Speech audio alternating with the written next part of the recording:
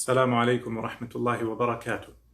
بسم الله الرحمن الرحيم. الحمد لله رب العالمين، وصلى الله وسلم وبارك على نبينا محمد وعلى آله وصحبه أجمعين.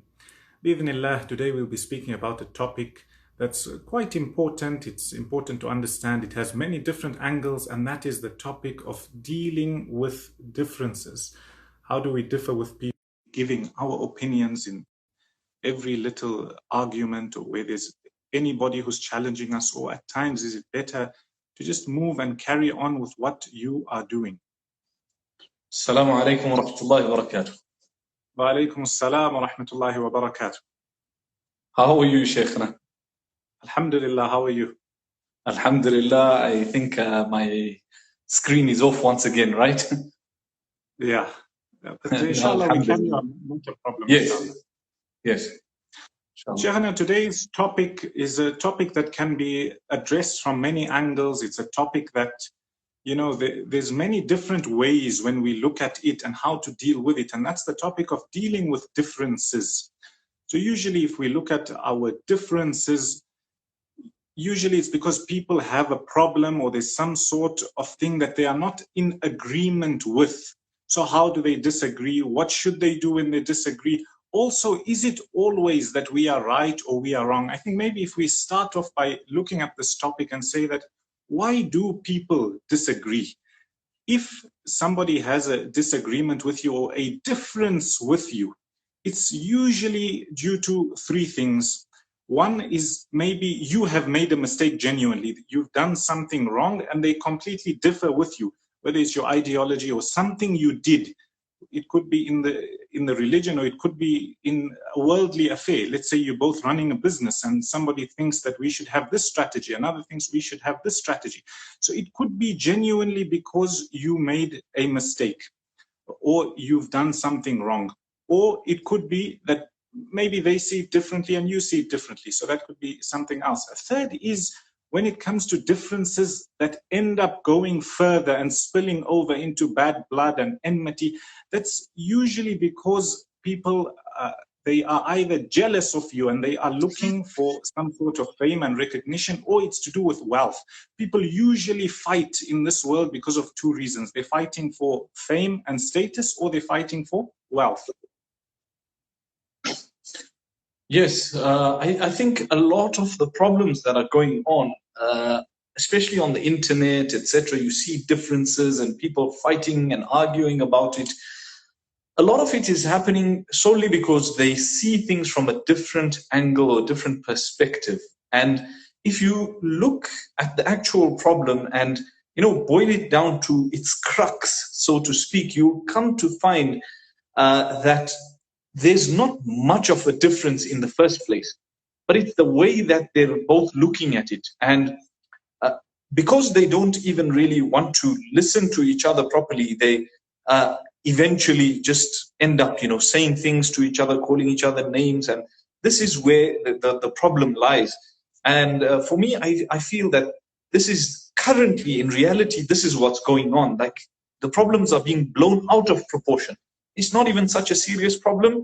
And when dealing with them, they don't know how to go about it. So then eventually you find that it blows out of proportion. What you mentioned with the internet, it's also, I think, applicable to real life. We find when people are differing, yes, we mentioned that there's sometimes where you differ with somebody, you have a problem with somebody, and definitely you both in disagreement. You disagree with him, he disagrees with you, or he's your enemy, so to say, and he completely doesn't even know what you want to stand for. That we'll get to that later. We're talking about things, a lot of problems, even in the house, in marriage, in business.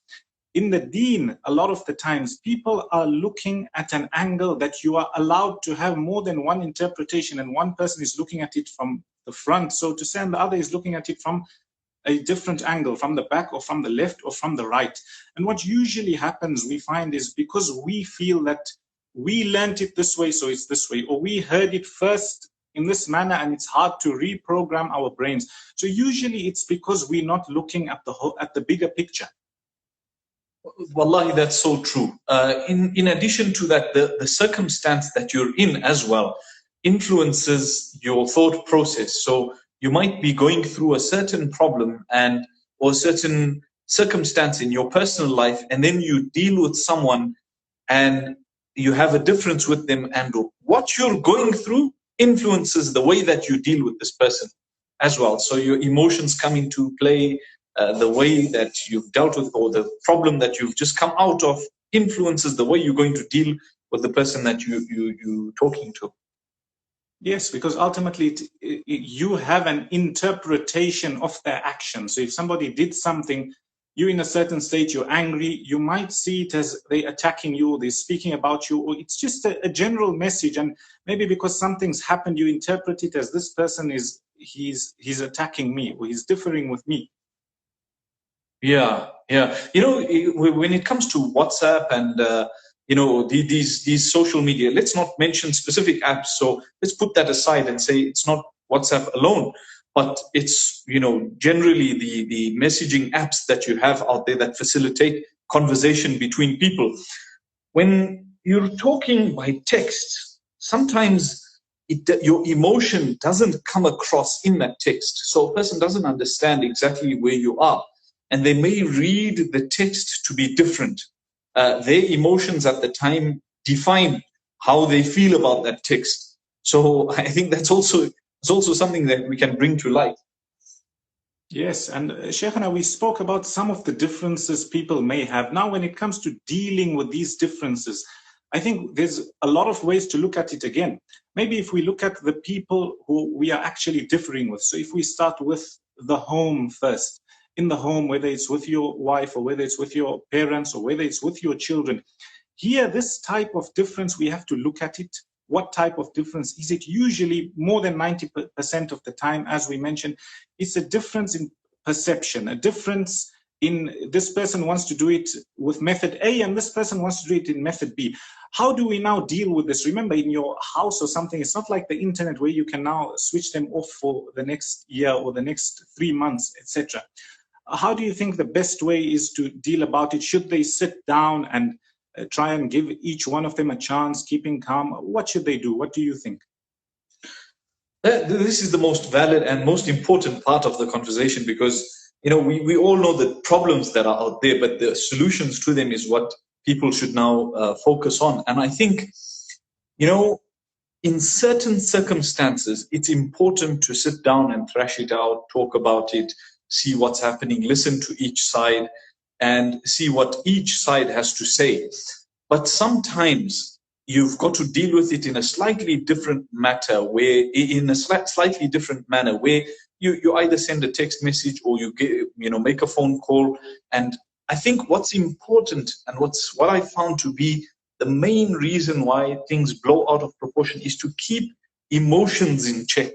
So if you can keep your emotions in check, even if one side, you can control what's on your side, so you try and keep your emotions in check, then this helps in dealing with the problem altogether. So you're more likely to come out with a result.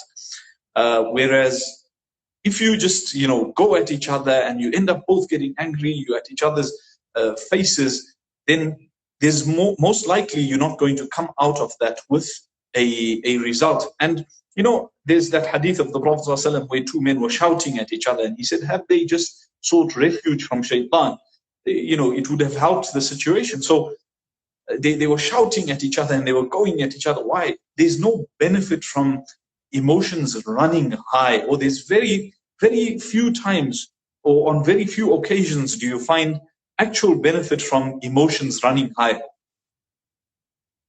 Yes, usually when our emotions boil over, and then there's different types of people. So there's those who want to sit down immediately and let's speak about it and sort it out. There's those who may need to sit on it for an hour or two before they can even listen or hear about it. So you've got to see the type of person you're dealing with. At the end of the day, we as Muslims, we must try and be the better party. Yes, it's easy to say, but only Allah subhanahu wa ta'ala grants tawfiq to those who are able to carry it out. So you've also got to look at the people who you are dealing with. Another interesting point I read the other day, one of the top psychologists, they were saying, and these therapists, when it comes to marriage, etc., they said a lot of divorce problems, if people could just solve one thing, then a lot of these problems, marital problems, problems with friends, they were mainly speaking about marriage, would be solved. And that is to basically, to give you a bit of an intro to this, they say that when you have an experience in life, you are putting something in your mind. So your mind, you've got like a bank, so to say. So you're depositing these experiences. These experiences eventually become stories and then beliefs. So you now believe this. So for example, let's say you've had a problem with your wife. It's been a major problem, something happened. No matter who's right or wrong, usually people start telling themselves that, okay, when it comes to this topic, my wife is a problem when it comes to this, or she will never understand this. So because of an experience, you've told yourself a story, you've now developed this.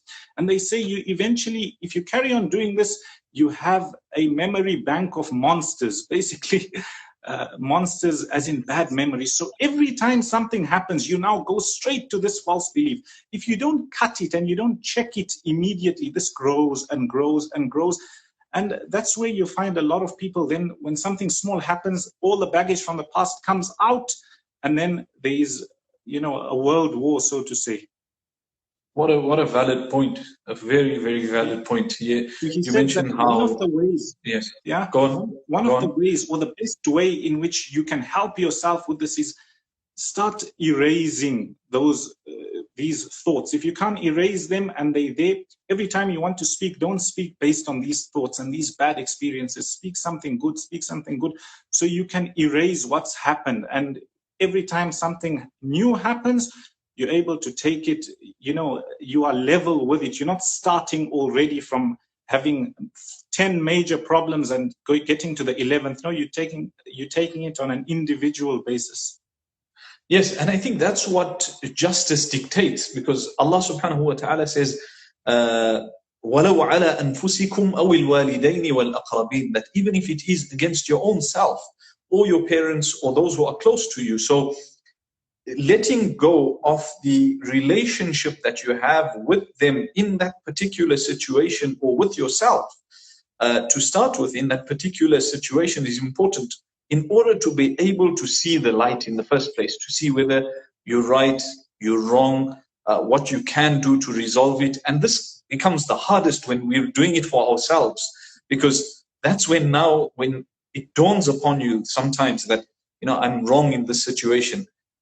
That's when justice comes out, that, okay, let me deal with this in the right manner. I should apologize here and just stamp out my ego. Whereas, in most cases, people find themselves, or in a lot of cases, people find themselves, defending their own ego, because it's actually a defense of their own ego. Because why? Myself, I can't be seen as small in this argument, or in this debate, or in dealing with this problem. Yes, and what you mentioned is also another way of looking at it. So we spoke about dealing with it when you have a difference with somebody else. Also, when it comes to right and wrong, there's going to be times where you're right. Obviously, you won't be arguing with somebody unless you feel you're right and they feel they're right, and you both have opposing views. Let's say you can only do what's in your hands. So there'll be times that you are right, you see it clear cut, and there'll be times that you are wrong. You may not see it, you probably won't see it, you might see it after a little while. Shaykhana, when it comes to these arguments, usually people, it's human nature, we feel that we are right. Maybe there should be a way for us to actually, in every problem, to look at ourselves and think that, okay, maybe, just maybe, we are wrong in this, and evaluate before going on the offensive, or before trying to get this person to rectify themselves. So I think that's an important point you mentioned, that we can look at it from the way, let's say you are right or you are wrong. If you're wrong, obviously, you've got to look into yourself. You're not always going to see that you're wrong. So maybe have a procedure or a way of handling your matters. You have an argument with your wife or your business partner or your child, you've got a problem. Look at it first and think, how could I be wrong in this? Or why are they thinking or having a problem with me in this issue? Yes, wallahi, that's so true. 100%, exactly as you've mentioned it. Also we find certain situations where people are not necessarily wrong. It's not a situation where there's wrong and right, but there's just different ways of doing something. So you differ on the way to do it, and all of a sudden there's an argument, it boils over. So rather than letting it get there, understand that this person sees things differently. Either I step away, or I take control and they step away, or something of that nature. So I think the most important thing in such a situation is to realize how to deal with it. And the way to do that, like every situation is unique. So you've got to judge it properly and see whether walking away will benefit you, or staying there and talking it out, see whether the person is reasonable, you can come to terms and understand each other. Or at times you may ask them to leave the situation alone. Now, these are not the only ways to deal with the problem, but I think each situation is unique as well. So, you've got to judge it properly. You can't just have one fixed method of doing things every time. Yes, and if we look at the side, let's say you feel that, you are right in this instance. How would somebody go about this? I think that Allah knows best. Obviously, we here in these things, if we're not really speaking about the Quran and the Sunnah as per se, or something concrete, we're usually giving our opinions. People can write whether they agree or disagree. Maybe it's something we will also benefit. I think that if a person feels they are right, and that's a lot of the times, you've also got to look at the relationship at stake. You've got to look at the person you are dealing with. Are you seeing them every day? Are you dealing with them every day? Sometimes if it's something, as we mentioned, different perspectives or different methods in doing something, we've got to save that relationship at times and don't escalate it. Maybe at a better time, we say that let's dissect what actually happened. Maybe you saw it this way, I saw it this way. Let's move on. If you are right, at times you may find that you will have to say that you are wrong, even though you are not wrong. And you may have to say sorry, or you may be the first person saying sorry. And if it's not a principle that you're going against, if it's not a principle, so you're not saying that, okay, astaghfirullah, somebody did something completely wrong and now you both disagreeing and you say, okay, he did it right, but we all know it's wrong. Maybe he stole, or maybe he did something completely out. We're not saying change your principle of right and wrong. We are saying that at times you feel you will be right with somebody, and you've just got to act like you are wrong, or say sorry and move on, just to save your relationship. Yes, wallahi. That's why the hadith says that I guarantee a person a place in Jannah, the one who leaves an argument, even though he may be right. So, in kana muhiqqa, he has the right in that argument, but he knows that there's no benefit in carrying on this argument. He leaves it. لِمَنْ تَرَكَ الْمِرَاءَ. He leaves it and he walks away. Why? There's no point in arguing here. It's just going to become something bigger. It's a minor issue. Let it go and let's move on. Having said that, it's also important to not always do this, because like you mentioned, certain issues, a person has stolen or a person has oppressed someone else, and now you say, no, you're right. What you're doing is actually empowering them in that wrongdoing of theirs. So they begin to believe that we're absolutely right here, and I can do this again. So in that case, speaking about it is of fundamental importance. Shaykhana, let's come to the internet, where you have differences with people on the internet. What happens sometimes is people who call you out or pick on you. We mentioned, if you've made a mistake, obviously, if somebody criticizes you, look at how you may be wrong. And at times you may be right. Usually you would find that if you had to address such issues or you had to comment, it just carries on and on and on. That's why what do you think would be the best when, somebody's just picking on you with this social bullying online, or this cyber bullying, so to say, where people are just being picked on because you fat or you thin or you tall or you short or you're from a different country? How do you deal with those trolls, so to say, on the internet? I've always had this approach, and this is just my personal approach, where I take things head on, and I don't believe in leaving such people be, because when you do it, when you leave them and you just keep quiet, then they continue and it becomes worse. It's just like bullying out in the open in the schoolyard. These people are just big bullies. So what they do, if you encourage your child to remain silent and cower away, what will happen is they'll pick on him more and more until he astaghfirullah, sometimes you find children who actually take their lives. So it gets quite A lot of serious. times. Yes, yes, a lot of the time. So I think in that case, you've got to teach the person that, no, stand up for yourself and speak out. And or in some cases, like when it comes to physical abuse, then the child needs to learn how to physically protect themselves as well. So not always do you walk away from the problem. So, and this is how I try to deal with issues, head on. That, no, hold on, I believe that I haven't done something wrong here. Why? What's the problem? And then if I see that there's absolutely no benefit in continuing, and it's just going to cause further problems, then I'll walk away. But by that time, the person realizes that, you know what, this guy has a line, and don't cross that line. So it's good to have that with you as well, because otherwise people just trample all over you. Yeah, I think I resonate with you. I maybe a little bit different. I agree totally that if you've got children or somebody's, bullying, and especially when it comes to children, they don't really understand life as yet. Small things, they obviously feel that these are major things, and it may cause them to take their lives or do something bad or give up their money or be beaten, etc. Here, you've also got to tell your child that, when it comes to the internet, yes, you might be using your phone, or even when you go to school, people may be troubling you, bullying you. I was speaking to somebody else the other day, and they were speaking about how through their childhood or in their childhood, they had a very difficult time. There was trauma everywhere, especially at school. And this child felt like, if I say something, these bullies would get worse. So we've got to teach our children that when it comes to things like that, come and speak up, come home. Don't fear what other people will do at the school. And, we've got to address those issues head on, as you mentioned.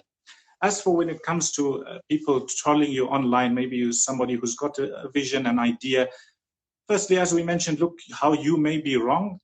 If you feel that you're not wrong and people have just judged you, they're picking on you, they don't really want to give nasiha and sincere advice. So to say, personally, I wouldn't take it head on.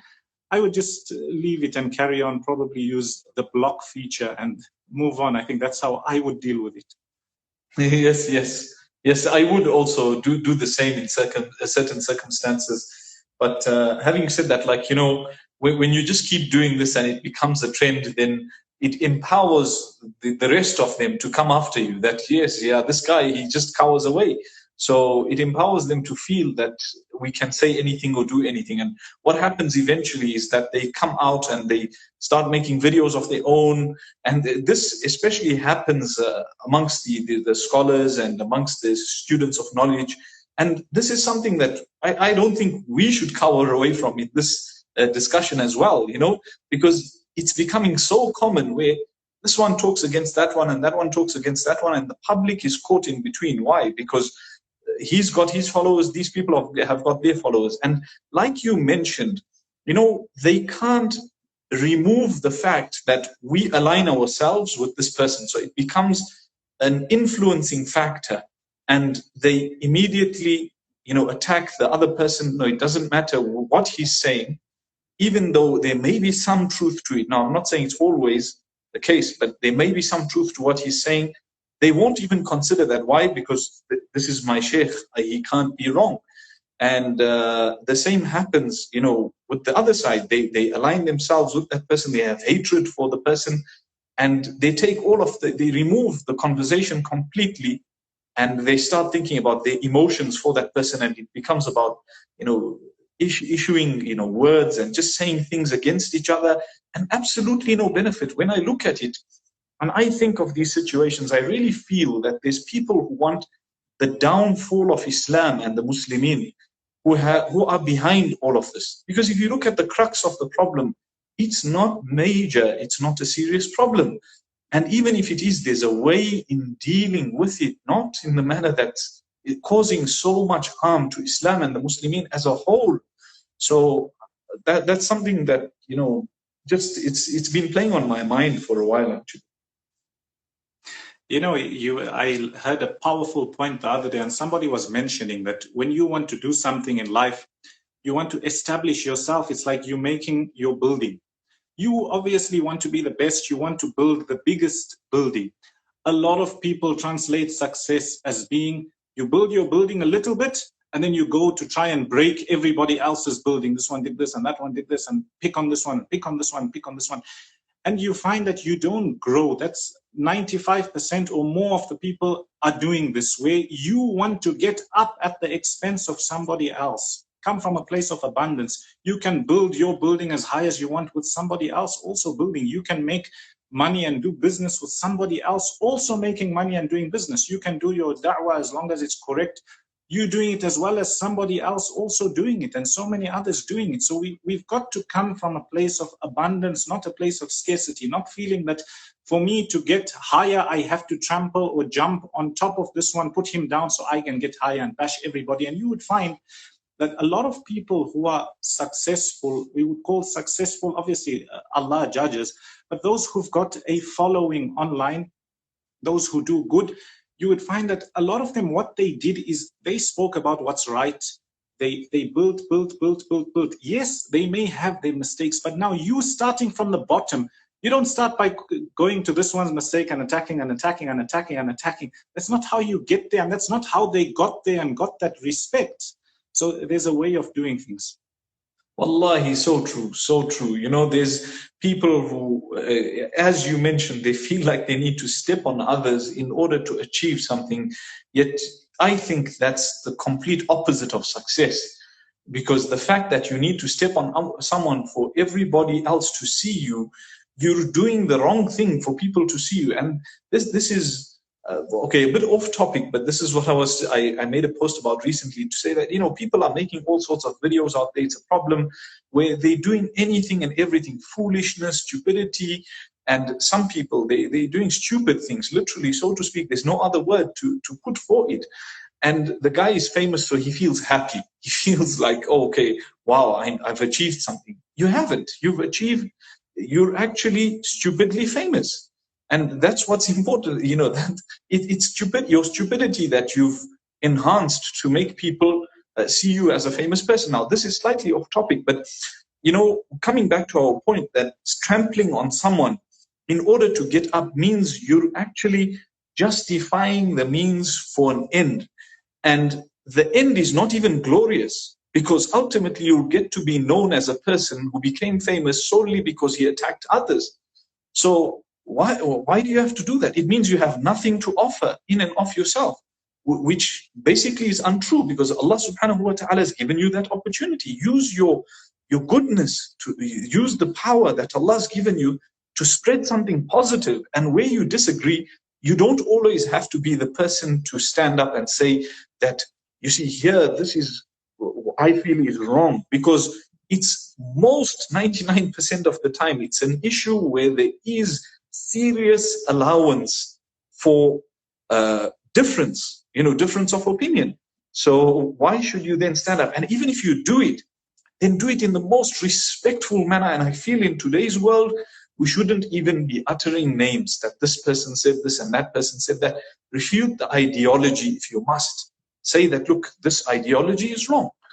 But to say that this person said it on such and such a date, and because of that, he's a dog, is insulting. It's wrong. Why are you doing that? You know, it means you want to take down the person and the individual. You have something against them personally. So, you know, especially when it comes to insults, I find it very difficult to stomach. You know, when we hear that Imam al-Shafi'i rahimahullah ta'ala would come into an argument hoping, and I don't know if this is 100% true, this athar, or what I've heard, is that Imam al-Shafi'i would hope and wish that the truth would come out on the tongue of his opponent. So the truth would come out, he would make dua, or he would hope within himself that the truth would come out on the tongue of his opponent. Regardless of whether this is true or not, or attributed to Imam al-Shafi'i, the lesson is powerful. That, you know, he wasn't cared about who's right and wrong, but he was cared about the truth. And that's where we've lost the plot completely. It's now about egos and right, and, you know, I'm right, you're wrong. Come on, hold on, guys. What's right and what's wrong is of importance, not who and where it came from. Shaykhana, you know, we had mentioned a few ways of dealing with this when we're speaking about online trolls, etc.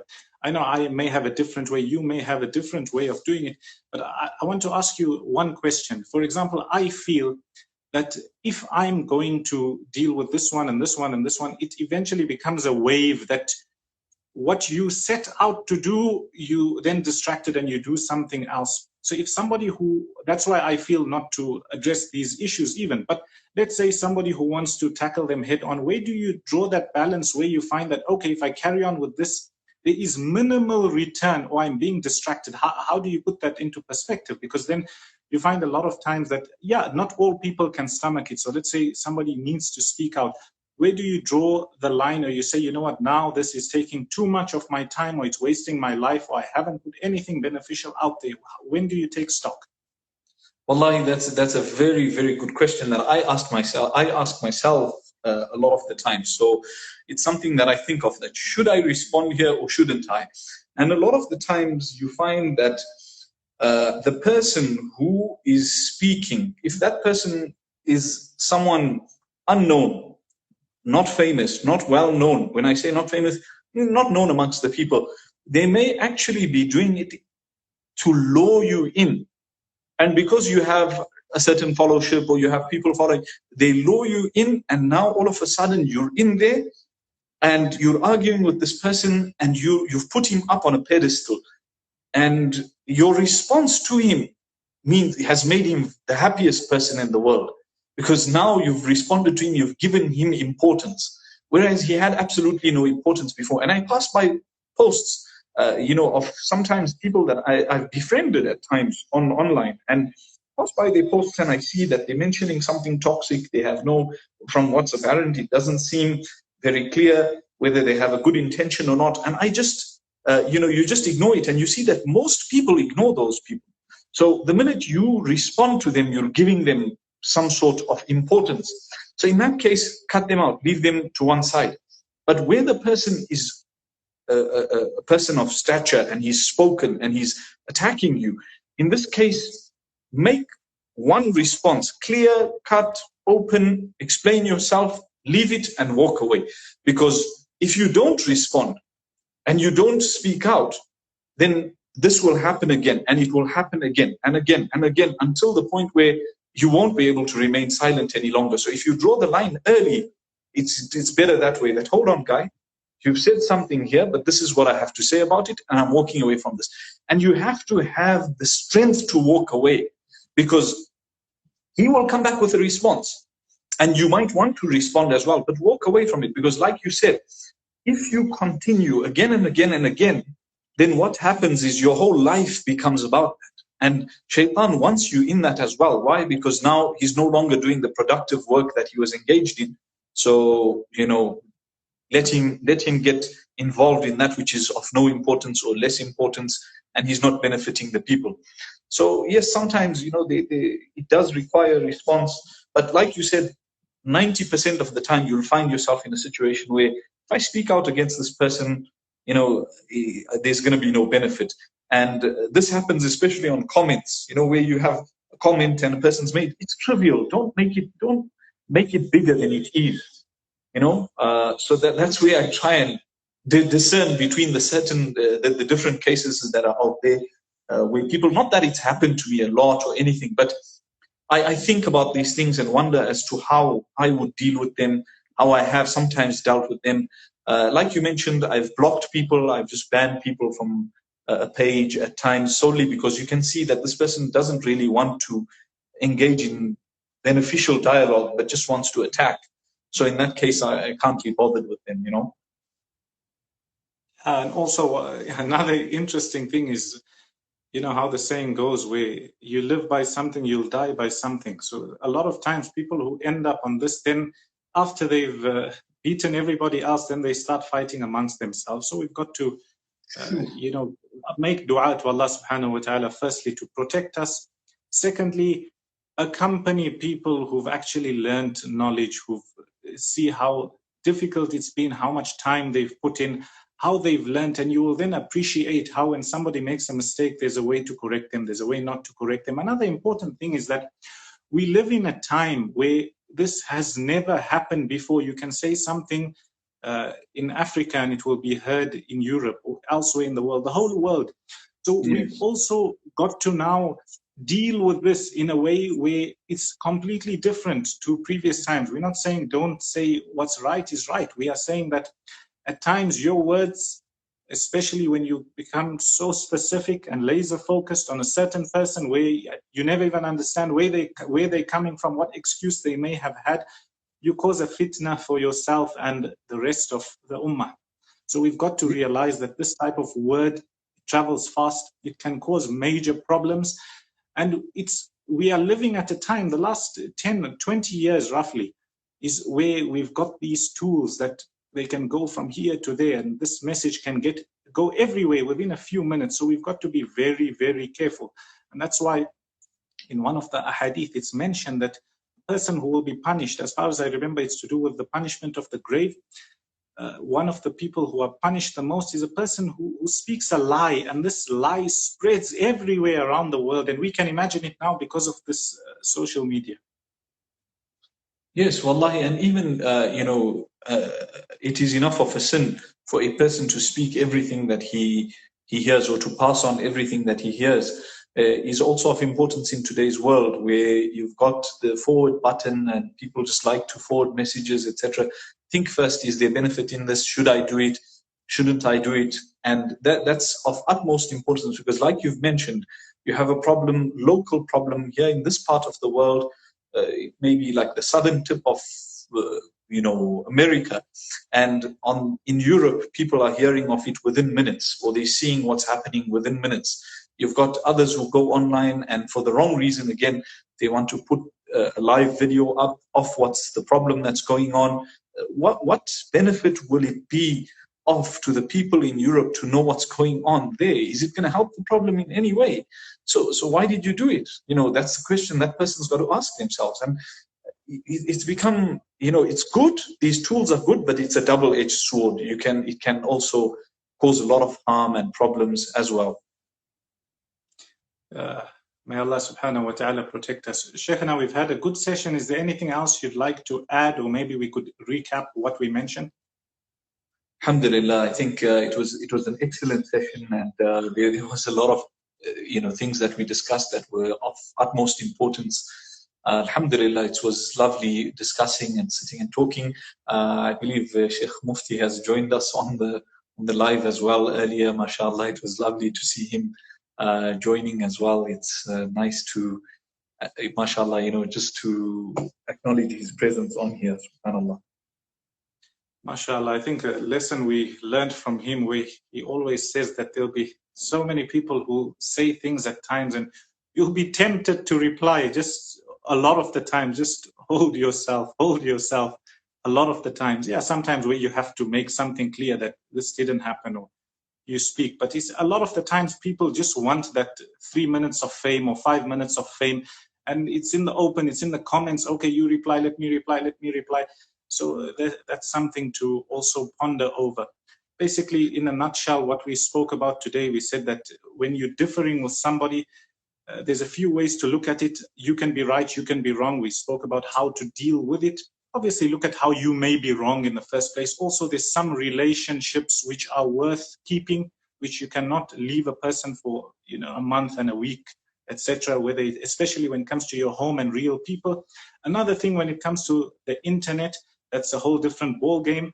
We've got cyberbullying, etc. We're saying speak out, tell somebody if you're being bullied. We should tell our children our children should be able to approach us when they have problems, whether it's in school, whether it's in life. Otherwise, they go to somebody else who they can confide in. Also, how to protect our time, as well as Sheikh Ibrahim said, not letting people get away with things. We've also spoke about that, and quite a bit more. Yes, Alhamdulillah, there was a lot that was discussed. You recapped it beautifully, Shaykhna. Wallahi, there was someone who was saying that when I respond, sometimes I apologize when I'm wrong, and then I lose my self-respect. And I think that, the loss of self-respect shouldn't be something that you should focus on when you apologize, because the hadith says that, وَمَا زَادَ اللَّهُ بِعَبْدٍ عَفْوًا إِلَّا عِزًّا, that it's only, a person is only raised in status when they forgive, or as far as I'm sure the meaning is that they forgive. So you're raised in status. You shouldn't feel that me apologizing has put me down, but actually you've won against your ego. So you should be honored in such a situation. And here in this situation, after that's what the human beings, you then put yourself in the eyes of Allah subhanahu wa ta'ala. You feel that, oh Allah, I did this for you. And as Allah says, فَمَنْ عَفَى وَأَصْلَحَ فَأَجْرُهُ عَلَى اللَّهِ. Whoever forgives, makes up, etc. Then the reward is with Allah subhanahu wa ta'ala. Also, what's interesting is when Allah subhanahu wa ta'ala speaks about this problems that occur between people, also the whispers of shaitan, وَإِمَّا يَنْزَغَنَّكَ مِنَ الشَّيْطَانِ نَزْغٌ فَاسْتَعِذْ بِاللَّهِ. When it's something from shaitan, immediately seek the protection of Allah subhanahu wa ta'ala. Later on in those few verses, Allah subhanahu wa ta'ala is speaking about a certain group of people who they do this, they hope in the reward of Allah subhanahu wa ta'ala, but these are very few. And he says, وَمَا يُلَقَّاهَا إِلَّا الَّذِينَ صَبَرُوا وَمَا يُلَقَّاهَا إِلَّا ذُو حَظٍّ عَظِيمٍ. Basically saying that people who have this trait, it's obviously from the tawfiq of Allah subhanahu wa ta'ala, and He has granted them patience and they will have a great reward. So remember, first and foremost, you're doing it because you're hoping for a reward in Allah subhanahu wa ta'ala. Yes, at times where there's somebody who you can speak with, you later on you can address it to say, you know what, I feel I'm always saying sorry and I feel like this, etc. Maybe that's a way of looking at it. Yes, wallahi, of utmost importance. Even that last bit that you mentioned where people feel like I'm always saying sorry, it's important to raise that as well, because sometimes, they genuinely don't have a way to put themselves across, even though they may be right, and they end up saying sorry. And so it's very important, yes. Yes, the ayah I wanted to mention is Allah subhanahu wa ta'ala says, idfa' billati hiya ahsan. So when it comes to human beings, try and do what's best. Obviously, we can preach about it. Doing it is the difficult part, and it requires tawfiq from Allah subhanahu wa ta'ala. Allah says, idfa' billati hiya ahsan فَإِذَا الَّذِي بَيْنَكَ وَبَيْنَهُ عَدَاوَةٌ كَأَنَّهُ وَلِيٌّ حَمِيمٌ. Basically, if you do that which is good, and you be the better party, bi'idhnillah, the one who you have this enmity with, you'll find that bi'idhnillah you become close, or we could say good and close friends and allies, so to say. And then he says, وَمَا يُلَقَّاهَا إِلَّا الَّذِينَ صَبَرُوا. Only people who are patient have this trait and they are able to do it, and they will have a great reward. Yes, we can preach it, but that's a level where it's difficult. We ask Allah subhanahu wa ta'ala to grant us that level. Absolutely. Now that you mentioned idfa' billati hiya ahsan, which is responding with that which is better, basically. So, the result can actually be that this person whom you have a great enmity with becomes a close friend. So, subhanAllah, there was a sheikh, and I won't take his name, mashallah, he was talking about how, he had some sort of disagreement with someone on the road, so to speak. Something was committed in terms of a traffic, error, you could say, or misjudgment. And this person behind him became very angry, and he started, pursuing him, etc. Or he was going at a fast speed behind him. And when they came up to the traffic light, he says, Wallahi, I just blew, he was a man, and it was a man in the other car, and he said, I just blew him a kiss, so to speak. And he said the guy he had no response but to start laughing. So imagine all that pent up anger just burst out in a laugh. And that was the way that he diffused the whole situation and turned it around. So subhanallah, idfa' billati hiya ahsan. Respond with that which is better. May Allah subhanahu wa ta'ala grant us all the ability. Shaykhana, is there anything else you'd like to mention before we end? No, Jazakallah khair. It's been a lovely session. Jazakallah khair for having me on the live with you. Alhamdulillah, it's been lovely chatting, and I hope there's been a benefit. Ameen wa iyaakum. We ask Allah subhanahu wa ta'ala to grant us all goodness. Shaykhana, inshallah, next week we see you again. Bi amanillah. Assalamu alaikum wa rahmatullahi wa barakatuh. Wa alaikum assalam wa rahmatullahi wa barakatuh.